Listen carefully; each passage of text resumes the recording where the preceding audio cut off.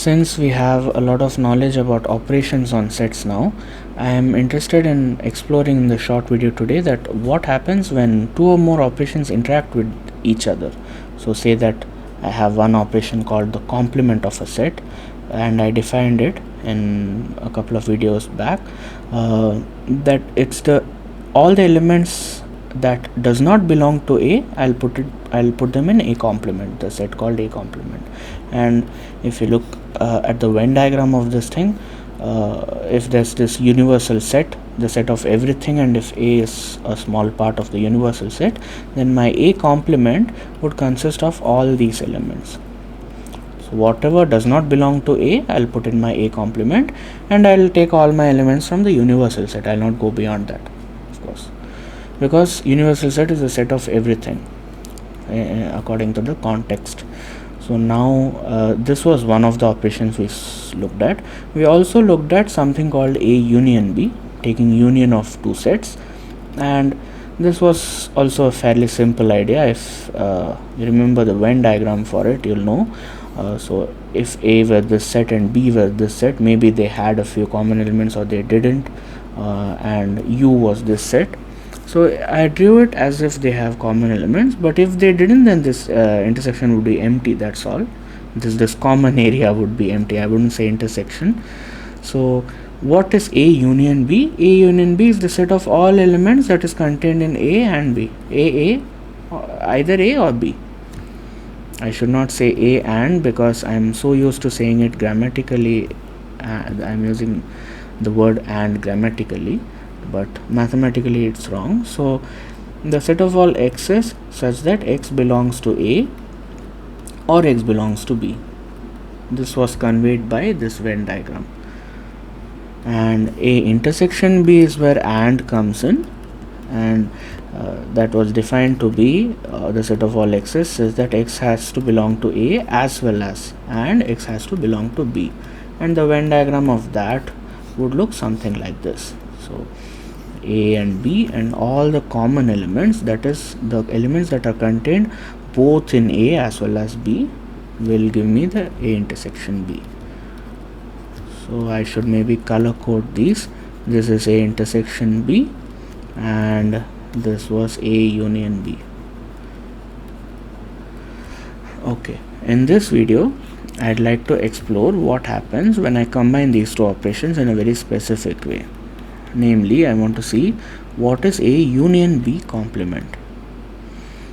So now Venn diagrams are a pretty useful tool in giving me insights, so maybe I should use that again, because I don't know what this is, right? I'll have to find what set is this equal to. Maybe I'll have to simplify this in some way. So this is A and this is B. First of all, let us look at what this means. So A union B is this region. I'll use white color, is this region, right? We just saw this in the previous in this diagram. So whatever is not in that region will constitute A union B complement, the complement of this set. So whatever is not here will be all these elements. So this is what A union B complement means. Okay, all right. So maybe it's a very natural thing to assume that A union B complement is somehow related to A complement and B complement, maybe, because it might mean something to take the complements of two sets and the union of the complement of the union. So we should also look at what is A complement and B complement in this context to get some idea. So what is A complement and B complement in the same diagram? Well, let me shade in the A complement region with red color.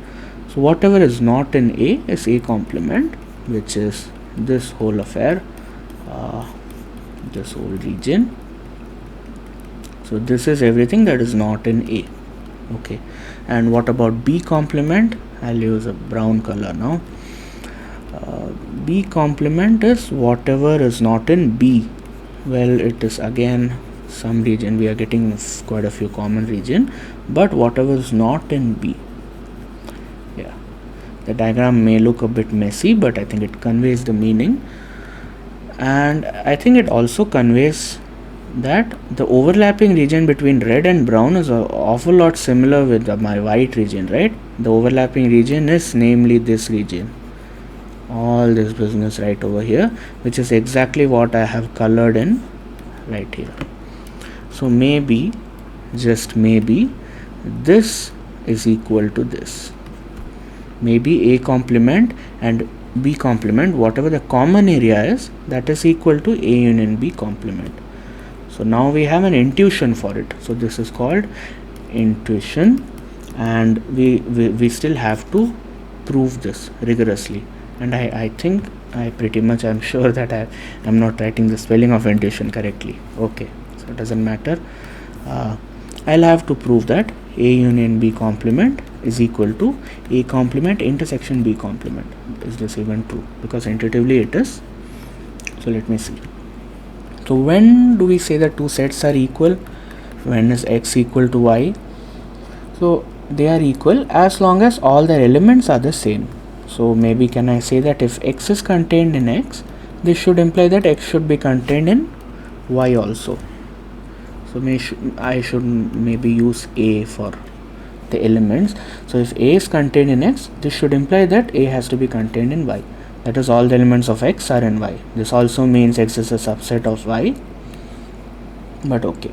And y should not have any other element more than that of x. All the elements it has should have to be there in x, right? So it also holds the other way around. If B is contained in y, if B belongs to y, this should imply that B should belong to x. And this is nothing but saying nothing as in saying that y is a subset of x. So if both the conditions hold, both these conditions hold at the same time, we say that x is equal to y. So to prove that A union B complement is equal to this thing over here, we'll have to prove that if x had been contained in A union B complement, then x should also have been there in A complement intersection B complement, and vice versa. That is, if this were true, then this should also be true. So now let us just prove the first case for now, the first implication. So I'll have to prove this part. Well, I don't know if this is true, and I'll have to assume that this is true, and I'll maybe reach that result if I'm lucky enough. So x belongs to A union B complement. What does that mean? Well, we just saw over here, right?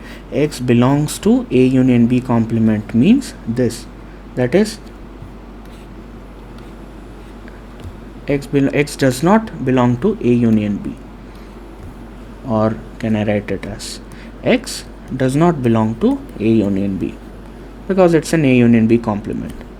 Okay. And what does this mean? What if x does not belong to A union B? So this means that if x were in A, then this would imply that it belongs to A union B, because we collect elements from both A as well as B. So if x were in A, this would imply that x were in A union B, and if x were in B, this would also imply that x were in A union B, and we don't want that. We don't want that to happen, so we don't want this to happen. So the only way x does not belong to A union B is that x should not belong to A, as well as it should not belong to B, and it should not belong to B. Because if either of the conditions fail, if either of these conditions fail, this would mean that x would have belonged to A union B, and this does not happen. So x does not belong to A and x does not belong to B. You should pause the video here if you are very confused. You should go over my argument again and think about this. So what does x does not belong to A mean? Well, it straight away means that x belongs to A complement, right? And x belongs to B complement by the same logic, which in turn means that x belongs to A complement intersection B complement by the definition of intersections. It belongs to both of the sets, so it has to belong to the intersection. So didn't we get from here to here like that? So one part of our job is done. We have proved that A union B complement is the subset of A complement intersection B complement. So but our hard work will only pay off if we also prove the other way around. So let us try that. What if x had belonged to A complement intersection B complement to begin with? Well, this would mean that x belongs to A complement as well as x belongs to B complement by the definition of intersections. This would mean that x does not belong to A by the definition of complements, and x does not belong to B by the definition of complements again. And similarly, all these steps would hold. We have had done the same steps again, so this will go back, this will go back. So maybe I should rather than showing you that, I should continue here. So what does x does not belong to A complement, x does not belong to A as well as x does not belong to B mean? We do have to get to something with A and B, right? So this means that x does not belong to A union B. Can we say this? Because if this were not true, if x had belonged to A union B, then x should have either belonged to A or B, but we know that is not the case, hence this is true. So it's just the reverse of the argument I just gave in the previous problem. So this implies this, and this implies that x belongs to A union B complement by the definition of complements again. So we have also proved the other way around. A complement intersection B complement is a subset of A union B complement. And if you have noticed, I am using this symbol for subset. I keep on repeating this because I assume you're watching this video for the first time. So I use this symbol for normal subset symbol and this symbol for a proper subset symbol, just to denote that it is not equal. It just makes my job easier, so I hope you don't mind. So now we have done all this hard work to prove that A union B complement is equal to A complement intersection B complement, and this is very famous De Morgan's law we just proved. De Morgan's law. There's also other part of the law, people might have guessed it already. It's something with intersections. What is A intersection B complement? And if you look at the Venn diagram, it would be very clear to you, and I urge you to sit with a pen and paper and try to prove it on your own, because it will be a very fun exercise for you, since we have done already a proof for the first part. So what is A intersection B? It is this part, but we want its complement, so it is all this business, and this is the same as A complement union B complement. And does that work? Well, A complement is this business, B complement is this business, and union of these two would give you all the red and brown region as well. So it will be everything except this hole right here, this common element. So these both will be equal, and I urge you to prove it rigorously. And this is the second part of De Morgan's law. I hope this helps, and I hope the intuition helps too. Thank you.